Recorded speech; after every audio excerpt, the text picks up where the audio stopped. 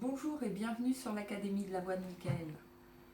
J'ai lu sur ma page Facebook beaucoup de questions et il y en a une qui m'a interpellée particulièrement.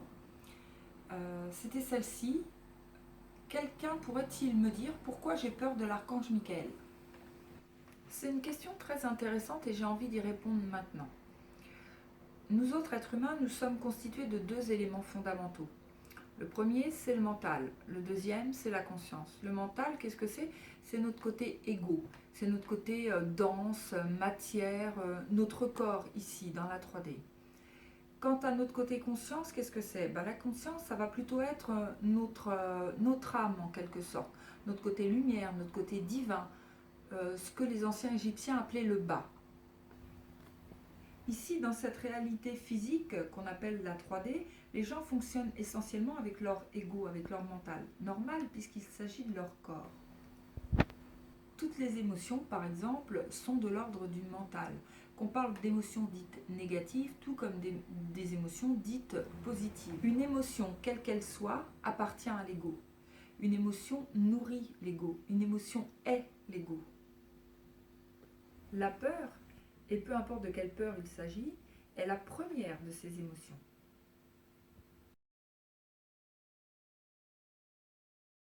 Si je vous dis rien ne se perd, rien ne se crée, tout se transforme, vous allez me dire que vous avez déjà entendu cette phrase. Bon, elle est célèbre, elle est d'Antoine Laurent Lavoisier, un chimiste français du XVIIIe siècle qui a longtemps été considéré comme le père de la chimie moderne. Mais est-ce que vous savez à quelle occasion et pourquoi il a dit cette phrase? En fait, il l'a dit suite à une expérience qu'il a faite. Et je vais vous raconter cette expérience.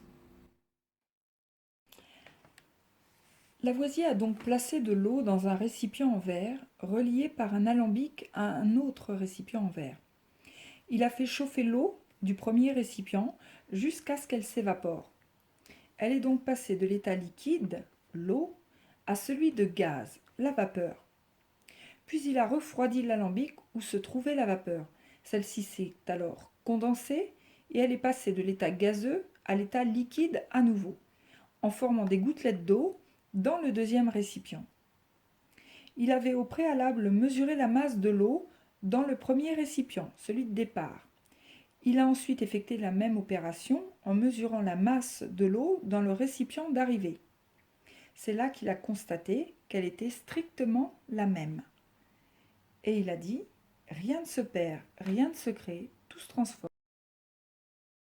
Ce qu'il faut comprendre, c'est qu'il va en être de même pour nous et d'une manière tout à fait évidente. Et pour l'expliquer, je vais faire appel à des notions de physique quantique. Tenons pour acquis que nous vivons dans un univers infini, illimité, éternel, ce qui veut dire qu'il a toujours été là et qu'il sera toujours là.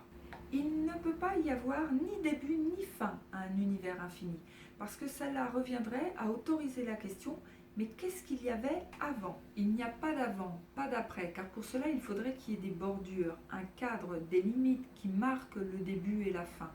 Il ne peut pas y avoir ni début ni fin si on parle d'infini. Maintenant, revenons à l'expérience et à la phrase de Lavoisier. Rien ne se perd, rien ne se crée, tout se transforme. Pour perdre quelque chose dans un récipient fermé, il faudrait en enlever. Pour créer quelque chose dans un récipient fermé, il faudrait en rajouter. Il est facile de retirer un élément d'un récipient en le plaçant à l'extérieur de ce récipient.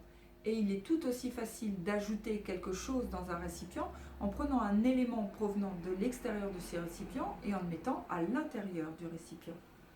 Mais si d'un seul coup il n'y a plus de récipient, comme c'est le cas de l'univers infini, alors il n'y aura plus d'extérieur, puisque si l'univers est infini, alors il n'y a plus ni limite, ni barrière, ni paroi. Ce n'est pas un contenant. On ne peut donc rien prendre à l'extérieur pour mettre à l'intérieur de l'univers, puisqu'il n'a par principe pas plus d'extérieur que d'intérieur. Tout est déjà dans cet univers. Tout ce qu'on pourrait souhaiter rajouter, et même plus encore, y est déjà, puisqu'il est tout. En partant donc de ces principes, on constate qu'on ne peut rien perdre dans cet univers puisqu'on ne peut rien noter. De la même manière, on ne peut rien créer dans cet univers puisqu'on ne peut rien rajouter. En fait, tout y est déjà. Il ne nous reste donc qu'une seule possibilité, transformer ce qui est déjà là, c'est-à-dire le gaz en liquide ou le liquide en gaz. Mais qu'en est-il de nous? Eh bien, absolument la même chose. Nous vivons dans cet univers, donc nous sommes soumis absolument aux mêmes lois physiques. Nous sommes constitués d'une part d'ego, d'autre part de conscience, mais dans des proportions tout à fait inégales. En fait, pour être plus exact, avec beaucoup plus d'ego que de conscience. Quoi de plus normal, me direz-vous? Puisque nous vivons actuellement une incarnation matière dans la 3D. Notre ego étant notre côté matière, comment pourrait-il en être autrement? Donc beaucoup plus d'ego que de conscience. Et la conscience, c'est quoi déjà? Vous savez, c'est notre âme, c'est notre côté divin, notre supraconscience, comme disent certains. Voilà. En tout cas, une chose est sûre, c'est que c'est de l'ordre de l'infiniment petit. C'est du subtil, de l'invisible, de l'éthérique. Bon, ok, on est fait de tout ça. Bon, et alors quoi? Qu'est-ce qu'on en fait? Eh bien là, on fait un choix. Parce que tout n'est qu'une affaire de choix.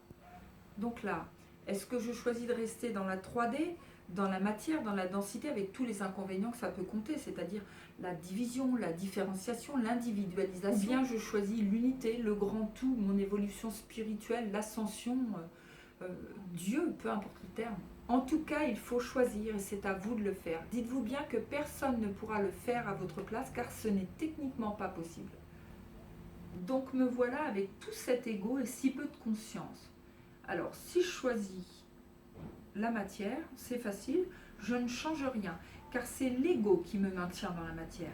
Si par contre j'envisage l'autre option, alors là, tout se complique. Parce qu'il va me falloir beaucoup plus de conscience que d'ego. Et si j'en crois ce brave Lavoisier, je ne vais pas pouvoir ni refourguer mon ego à qui que ce soit, ni m'approvisionner en conscience auprès de qui que ce soit. Je ne vois donc plus qu'une seule solution, transformer mon ego en conscience. Ça revient à dire transformer mon côté humain en côté divin. Et je peux vous garantir que ça ne va pas être une mince affaire. Il est évident que personne n'a envie de disparaître. On peut appeler ça l'instinct de survie. En tout cas, votre côté humain ou égo ne va pas se laisser faire comme ça. Pour en revenir à la question de départ, pourquoi est-ce que j'ai si peur de l'archange Michael? Ça s'explique très bien.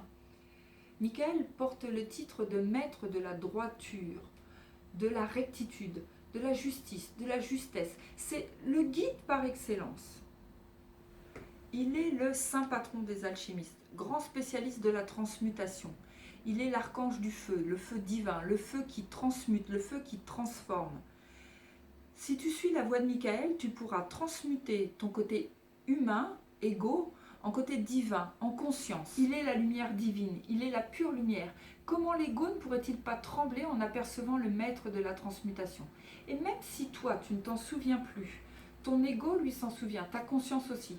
Alors soit c'est elle qui prend le dessus et qui vibre en l'apercevant, soit c'est ton côté égo qui est le plus fort et qui prend peur. Mais de toute façon, l'un comme l'autre savent pertinemment que la lumière l'emporte toujours. Cette peur que tu éprouves, c'est simplement ta résistance à aller vers la lumière, à retourner vers Dieu, vers l'unité. Parce que ça signifie abandonner ce que tu es, abandonner ta matérialité, abandonner ton individualité et tout ce que tu crois être ici dans la 3D.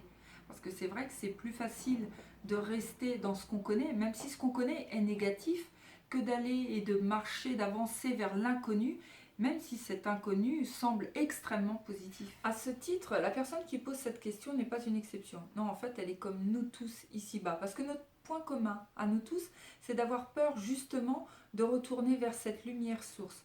Alors je sais que je vais en choquer plus d'un avec cette phrase, mais elle n'est pas de moi, elle est de Michael. On aspire tous à retourner vers la lumière, mais comme on ne se souvient plus très bien de ce à quoi elle peut bien ressembler, cette lumière divine, du coup elle représente l'inconnu. Et l'inconnu, c'est effrayant.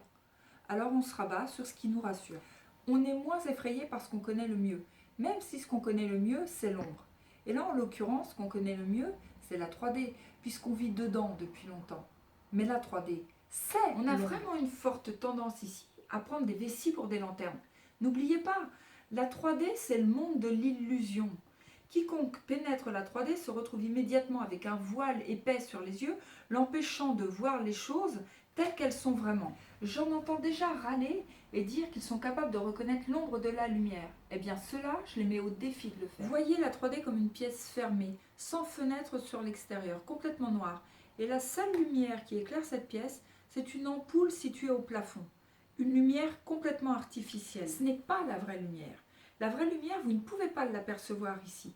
Il va falloir sortir de cette illusion, sortir de la 3D et de ce niveau de conscience. Je vous remercie de m'avoir écouté. Et si vous en voulez un peu plus, je vous invite à me rejoindre sur ma page Facebook, l'Académie de la Voix de Michael. À très bientôt.